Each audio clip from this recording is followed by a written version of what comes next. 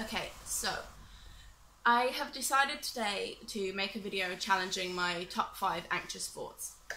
I haven't seen this idea done elsewhere. Maybe I will once I upload the video, because sometimes they have like recommended videos that are similar. But I wanted to do it anyway because I was like, oh, I could do that. And this is the first time I'm filming in front of Adam, who's in the kitchen cooking dinner. And I'm very nervous. And I told myself I'm not going to edit this video because I want it to make sense with one of my earlier points. And I can't remember if I've already said that, but yeah. Okay, so I'm going to read off the list of my top 5 thoughts. I'm going to read off the list of my top 5 anxious thoughts and then go from there. You can tell what editing does because you get rid of all the mix-up words because you don't script your videos always. Okay, so my top 5 thoughts. My top 5 anxious thoughts. Okay, so number 5 is that I will never be able to stop biting my fingers. Number 4, that people will notice my nervous habits and slate me for them. Number 3, that I will have some big task to do and not be able to do it and everyone will think I'm dumb. Number 2, that I will fall back into my eating disorder if I exercise. Number 1, that someone will hurt or murder me and Adam. Well, not necessarily at the same time, but you know. And at the bottom I wrote, let's pull them apart. I think if you choose to talk about fears and you talk about them out loud, I think you often take away their power.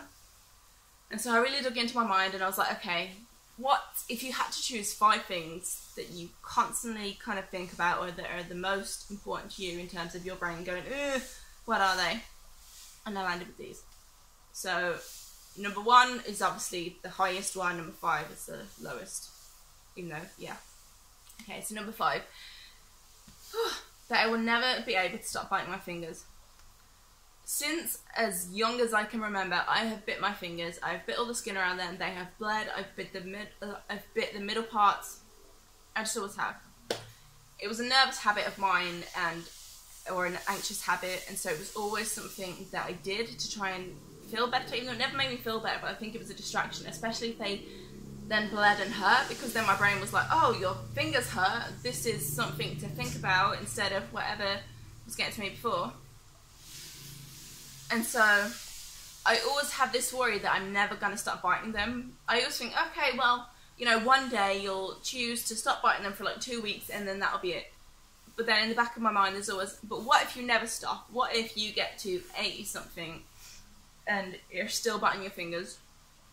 And I kind of have to turn around and say to myself, that is fine. Yes, it isn't ideal. Yes, I would much rather be able to not bite my fingers and have pretty hands. Not that they're not pretty, but have hands that are like healthy and then I don't have to worry about anyone seeing them. But I don't know if I'm going to be able to beat it, and I kind of need to accept that I might not be able to, but that I also have the potential to beat it.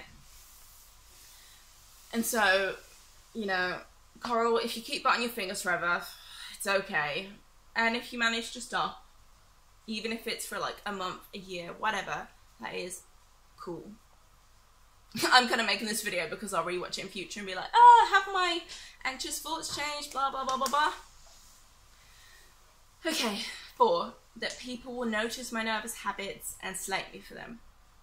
So I've been bullied a lot in the past about my nervous habits, like a lot, and I would have people kind of tap me I would have people tap me on the shoulder in school and like do that because they would copy my nervous habits like during the exams and all sorts.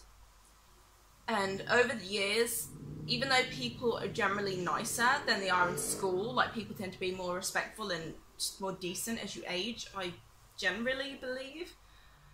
I hope anyway. I still have this worry that they will notice them and they will think, God, what's wrong with her? Like, why is she like twitching her eyes or like keep rolling her lips or something like that? And I get really nervous about it, and I know people have nervous habits and my brain is always like, but those other people don't have nervous habits, and I worry that someone is one day going to see them and be like, what's wrong with you?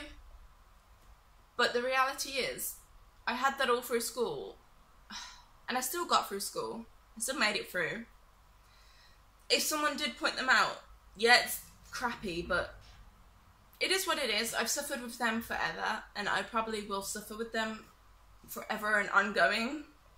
But that doesn't change who I am or the person I choose to be. you know, perhaps one day someone will see that I have nervous habits and they might even be able to relate to that a little bit. Like, when I edit my videos, I often try and edit out the word slips and try and be like, okay, I know the point I was trying to make, but then sometimes I'll start that point again because my brain is went, okay, I know what I want to say now. And so I'll edit out that bit. But I found myself recently being a little bit edit heavy when it comes to my nervous habits, because I'm kind of like, oh, I don't want to see them. I don't want to see that version of myself. And I'm not saying that I'm going to stop editing my videos, obviously, but I'm going to try and be less harsh on myself if I find myself doing this. Or like that or something, like, because like, it's who I am. I can't edit myself in real life. And I really want to be as authentic as possible on this channel. Of course, like, I do want to sometimes edit my videos so that the points that I'm saying make sense and don't just take like a 2-minute gap if I forget what I was going to say, because sometimes I record a video and I have a thought and then I'm just kind of like, what was it? And I know most people on YouTube probably don't want to see someone sit there for like 2 minutes going, what was the name of that? So it makes sense to do it sometimes. But I just wanted to give myself a break, or like, I want to give myself a break. And it's kind of what I said at the beginning of this video about not editing this video. Like, I don't know how many nervous habits I've done so far, or if I've done many at all, because I'm quite focused on what I'm talking about at this moment. But I want to take that risk. You know, I could get people comment on this and go, oh, blah, blah, blah, blah, blah. But I think sometimes when you expose your worst fears and then someone says something or something happens and you still get through it, you feel so much better for it and you realise you can deal with it. So, yeah. Number 3, that I will have some big task and not be able to do it and everyone will think I'm dumb. I have so much anxiety about feeling like I'm dumb. I will cry over it when I feel like I can't understand something. Even if I haven't had a reasonable amount of training, even if I know that it is exceptionally hard and that I wouldn't be expected to get it straight away, I just have this thing inside me that just makes me go, oh, see, you're stupid, you're dumb, you're not able to take in things that other people can take in. And realistically, when I look at it, a lot of it does come from comments made in past relationships or comments made from people that I've known in my lifetime. Like, I once had an ex-boyfriend say to me, oh, I really want you to read books because I feel like the more books that you don't read, or if you don't ever read books, you're just going to get more and more dumb or more stupid or something like that.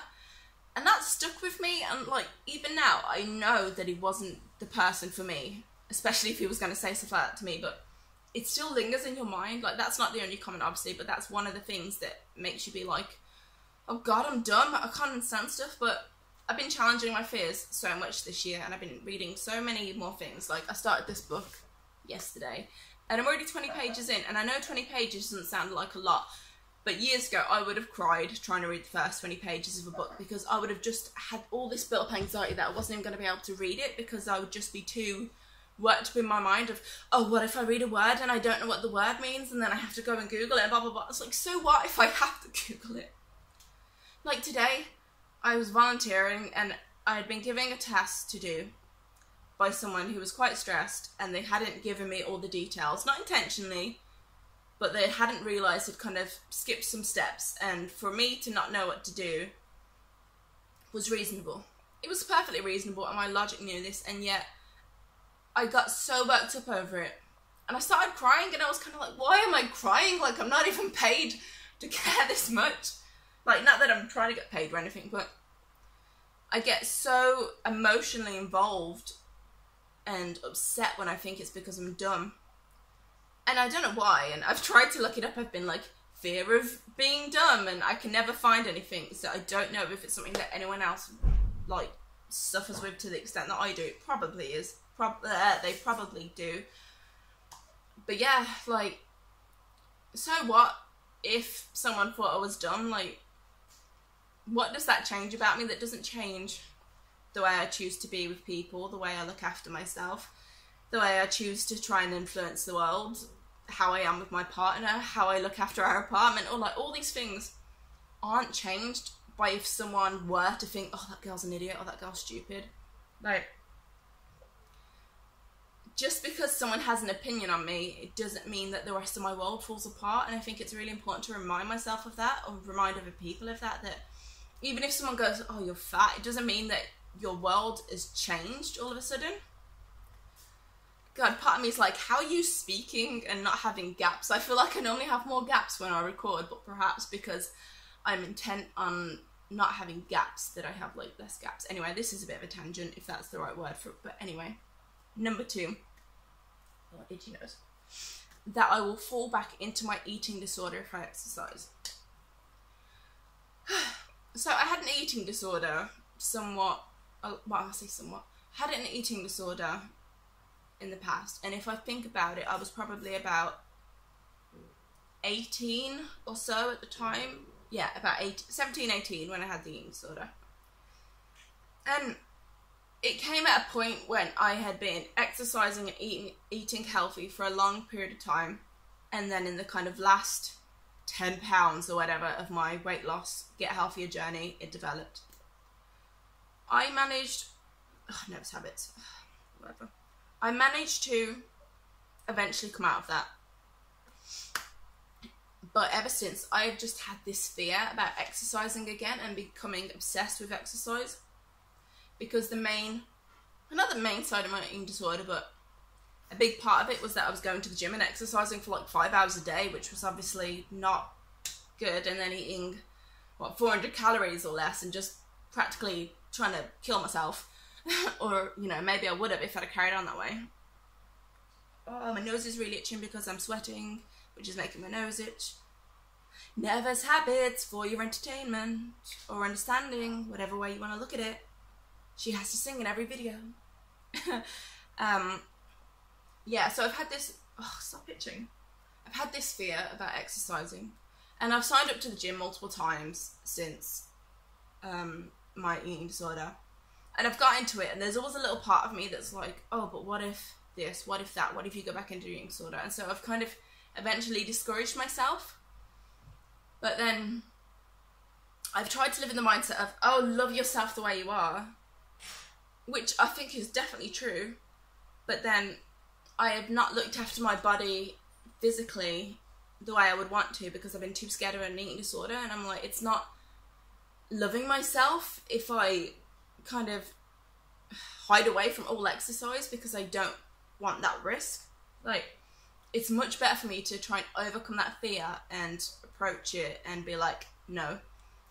And so I have to get over that. And I bought an exercise bike for the flat, and I've been exercising most days now, not excessively, but just a little bit. But the reality is, I'm with a loving partner now who knows me inside out, and so he would know if I was slipping back into any habits and if I wasn't eating. And so even though I've said I have to care for myself, I know that there's also someone else there to recognize certain traits in me.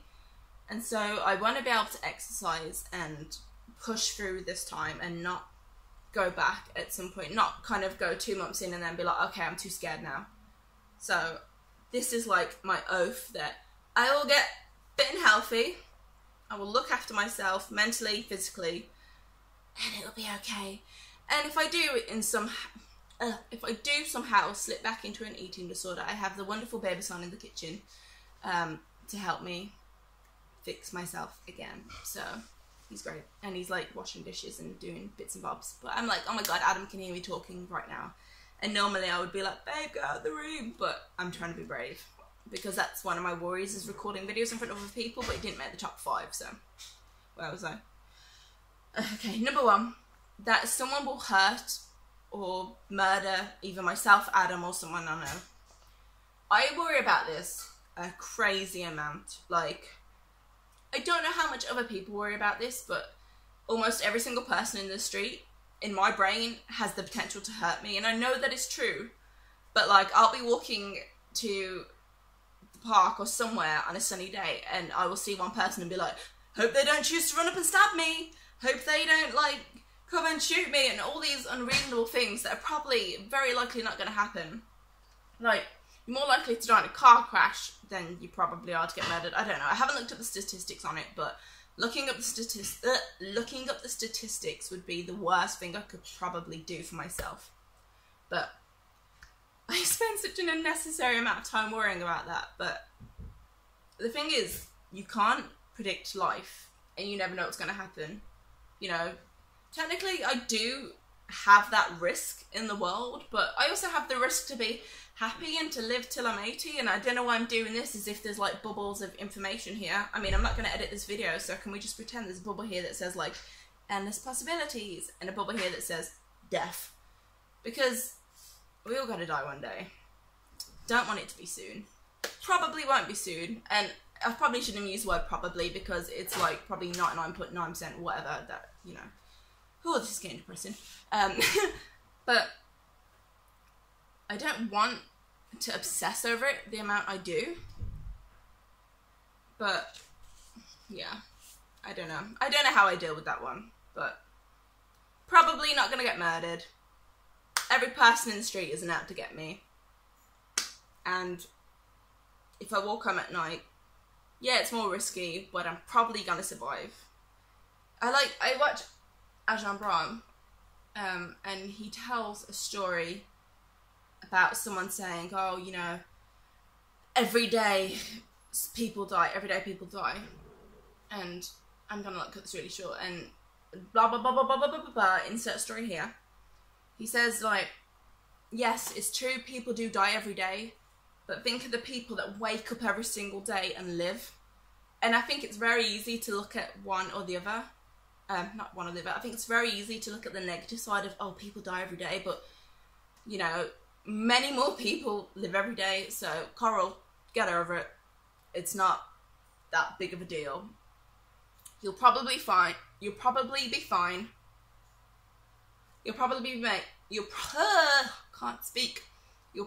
making YouTube videos or general videos well into your 50s with your little, I hope not a walking stick, because I hope that I've kicked the eating disorder exercise thoughts and like moved on. But, oh, itchy. You'll probably live into your 50s and your 60s and your 70s and whatever, hopefully. You'll be married to Adam, you'll have a dog, the world will be wonderful. And it'll all be okay. So, yes, I have these 5 anxious thoughts now that are kind of in and out of my head through the majority of my life so far, but I want to take the power away from them and really kind of call them out and pull them apart, because when you actually pull them apart, you actually find that they don't have much to stand behind. And so I challenge anyone who is watching this to like write down your top 5 anxious thoughts and really think about it, or even like record a video on it and do it, because you'll be surprised the things that kind of come out of you. Because I didn't have a clue what I was going to say for this. I literally just wrote my list of 5 thoughts and just wrote, let's pull them apart. I didn't plan any of it apart from writing them down so I didn't forget it. And I've now rambled on for 18 and 22, 23, 24 seconds. So I'm going to end it here because that's it. That's the end of the show. I hope that you enjoyed or learned something, or I don't know, from this video. You take what you take from it.